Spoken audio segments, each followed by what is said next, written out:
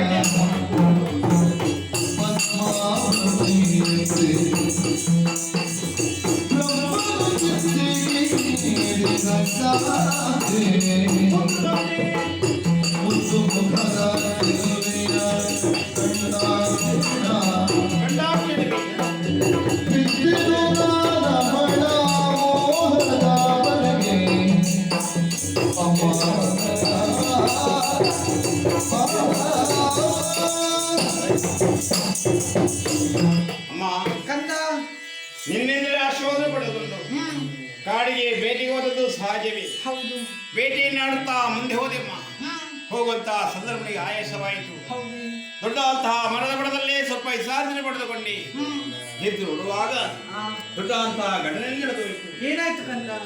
ಆ ಹೊಡೆದ ಒಳಗೆ ಒಬ್ಬಳಾಗಿ ತರುಣಿ.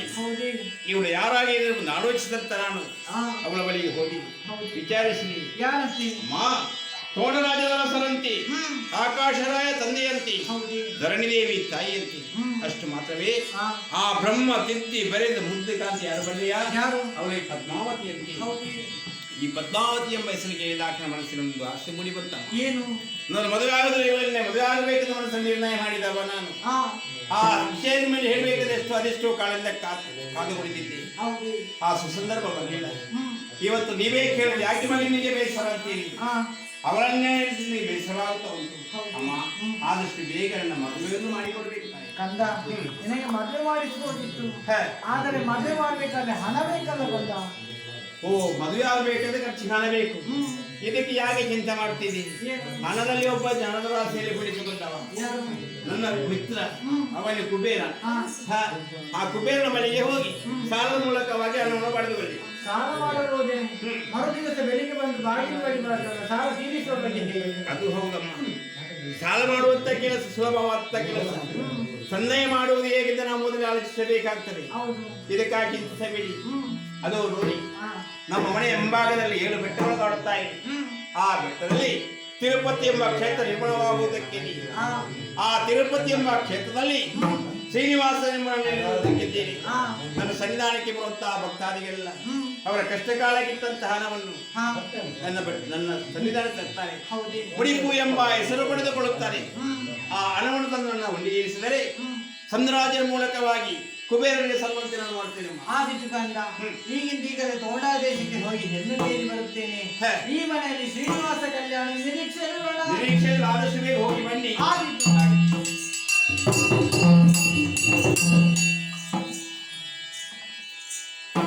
ಮಂಗಲಂ ಭಗವಾನ್ ವಿಷ್ಣು ಮಂಗಲಂ ಮಧುಸೂದನ ಮಂಗಲಂ ದೇವಕಿ ಪುತ್ರೋ ಮಂಗಲಂ ಗರುಡಧ್ವಜ ಕೃಷ್ಣ